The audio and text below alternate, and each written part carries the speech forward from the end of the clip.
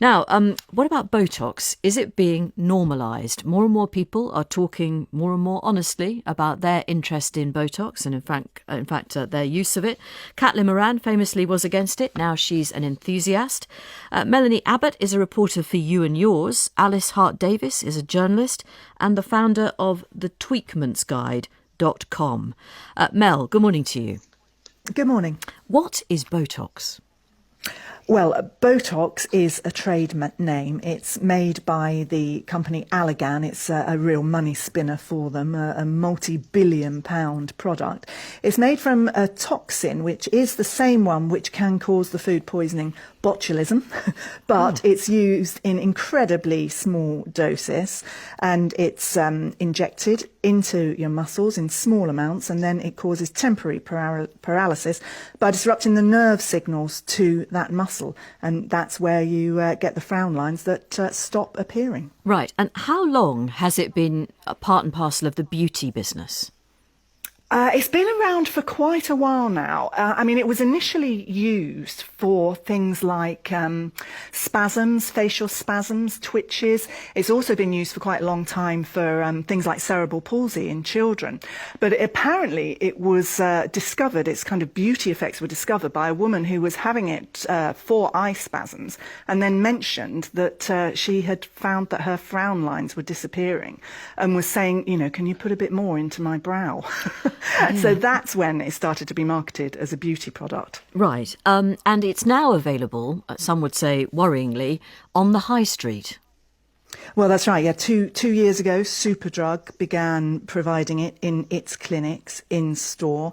You can get it there for £99. It's only just actually reopened 2 of its clinics in London. You can only get it in 2 London clinics at the moment because of lockdown. But there were people who were saying that that was what was making it seem like popping into the hairdressers. You can pop into a pharmacy and get it done.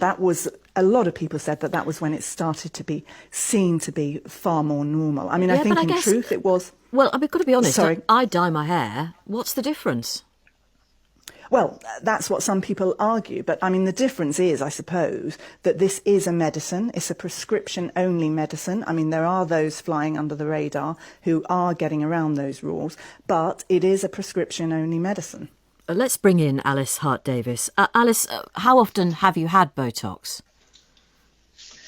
I guess how often in total? I haven't added it up. It's about 2 or 3 times a year. Right. And you started I starting when? In about 2003 or 4, because I've been writing about non-surgical cosmetic procedures and beauty for over 20 years. And so, I was well aware that it was there, but I was a bit wary of it at first. And the first time I had it done, actually, back in those days, it was all about just getting rid of the lines. So I was given a whacking great dose, which just totally immobilized my forehead. And that was so terrifying. I had to have a fringe cut to hide the evidence because it looks really, really unnatural. We need to move our faces to communicate. And anyway, I went back to it in time, of course, because I was 40, I had small children, I had a full-time job, and you, after a bit, looking at those lines on your face, you think, would it be so bad to try this?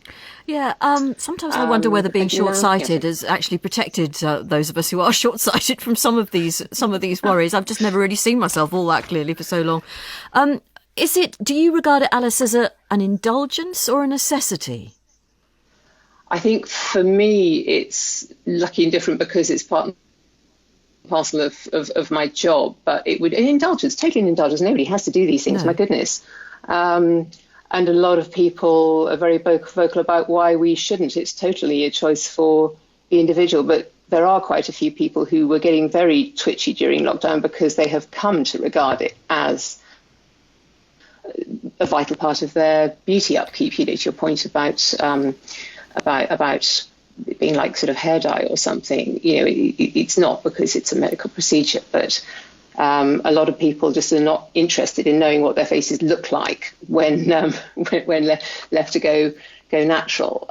So you're talking about the impact of Zoom and all of us those of us who do work from home occasionally, having to see ourselves in a way that we we may not have done Aren't used to it, in the past. Yeah, but you were very young when you first had it done. Can I just ask, did anybody notice? And if they noticed, what did they say? I was 40. I wasn't that young. That is young. Except that you now get a lot of 25-year-olds doing it preemptively, which I think is awful. But that's another point. So back to what you were asking. Nobody did notice because I got the fringe cut quite quickly, and it was very uncommon in those days. You know, I was already writing articles about how it's so normalised that Kensington ladies think nothing of dropping their other appointments in order to accommodate their Botox practitioner. I was writing that in 1999, but that's a minority. There's nothing all that normal about living in or around Kensington in West London, is there? Totally true. Yep, and this was that kind of London features stuff, trying to make it all sound like whatever. But it scared me not being able to move my face, so that's why I didn't go back to it. But then you discover the better practitioners who have a more subtle touch with it, because all I want really is softening the kind of pleat I get between my eyebrows. And what drove me to it was when people like my mother started to say, "Why are you looking so anxious?" When I wasn't anxious at all. I was just thinking. Yes, this opens the rather large maternal can of worms, doesn't it? But what is wrong? We're all going to die. We're all mortal. What is wrong with just growing old and looking like you are? Because it's better than, frankly, not being alive at all. There is nothing wrong with that. And we know we are lucky to be alive, but a lot of women choose, whether because of those embedded societal pressures, to want to look fresh. They want to look good for their age as they get older. Or do they just look like they've had Botox? Well, that depends who you go and see. What puts people off is trying Tweakments, is because of all the judgment around it, because we've seen so many examples of so many people looking weird.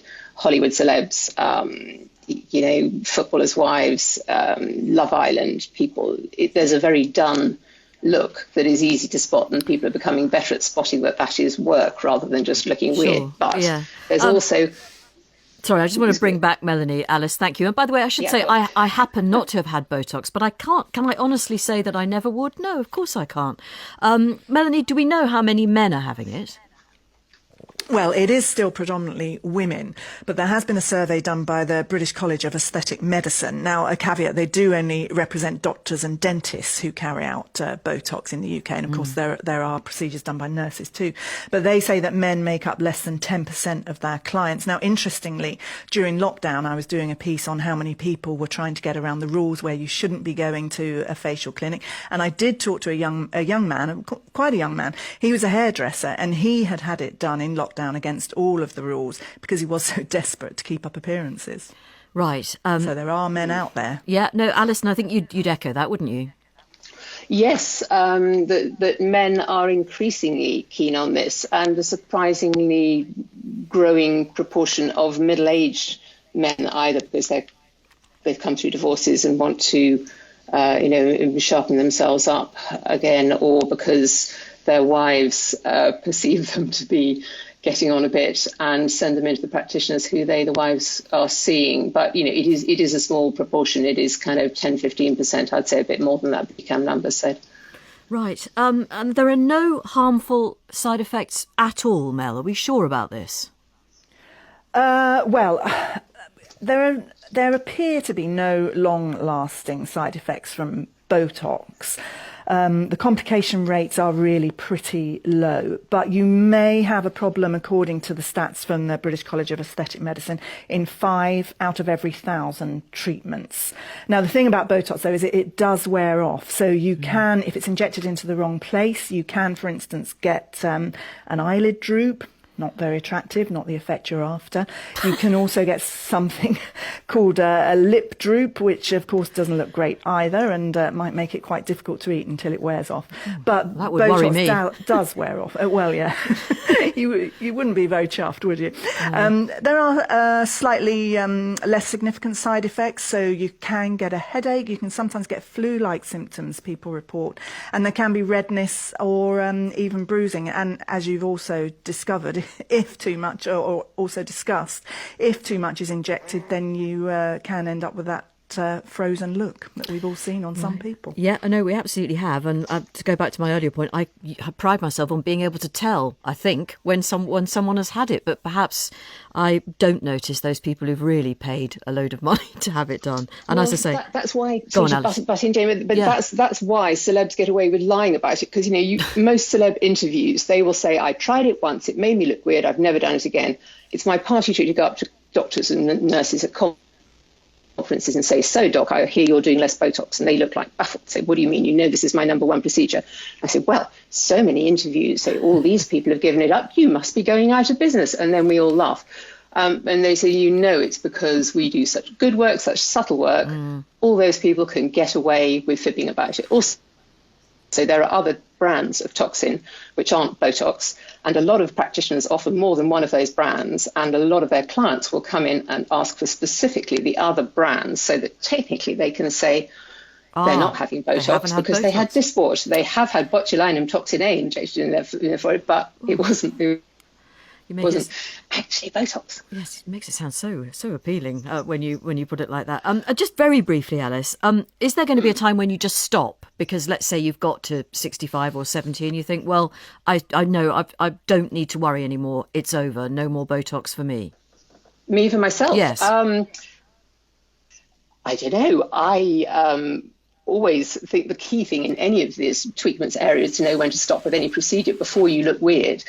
So I don't see myself stopping, but there may come a point where I think, what's the bother? But mostly, it's also because I got a professional curiosity in this area and I want to see what these things can do. I don't just have Botox in my forehead, I have it in my chin, down the sides of my mouth, where you pull it down around the sides of the eyes to stop the crow's feet being quite as bad as they are. It's just, like Melanie was saying, to damp it down. It's not to knock it out. So, and my forehead's looking pretty natural after lockdown. I haven't had any more since, but I will go and have some more at some point. So to your question, I don't know. I don't know. You've been incredibly, really honest, and I really appreciate it. Thank you very much. Alice Hart-Davis, who's a journalist and the founder of the Tweakmentguide.com. And you also heard from Melanie Abbott, of course, who's a reporter for the formidable You and Yours. Thanks to Mel for taking part this morning. Your thoughts?